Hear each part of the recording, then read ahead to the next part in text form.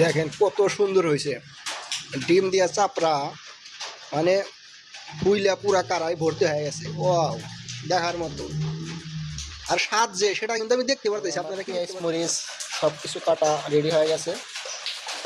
অনেক সময় কাজ থেকে আসার পরে ঝাল খেতে ইচ্ছে করে, মানে মুখ সেদ্ধ দেওয়া থাকে, মনে হয় যে একটু ঝাল কিছু হইলে ভালো লাগতো। তো আমি ঝাল করে আজকে আবার ডিম দিয়ে চাপড়া বাজি করব, দেখা যাক কেমন হয়। তো আমার ময়দা ছানা হয়ে গেছে, এখন আমি এখানে কড়াইতে দিয়ে দেব।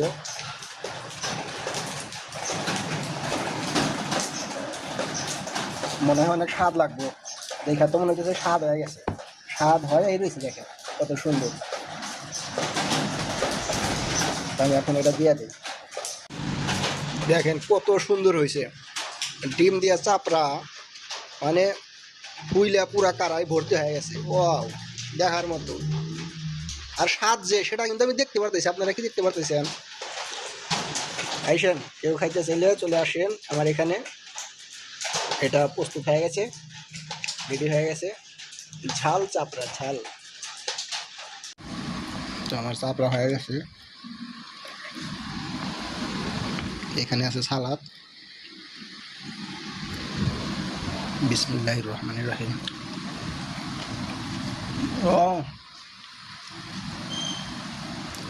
একদম সফট এবং খুবই সুস্বাদু, খুবই সুস্বাদু হয়েছে। তো এটা আপনারা করবেন কাঁচামরিচ, পেঁয়াজ, একটু রসুন আর দুটা ডিম দিছি আমি একটা চাপড়াতে, আর একটু লবণ। তো এইভাবে আপনারা ট্রাই করতে পারেন, খুবই স্বাদ।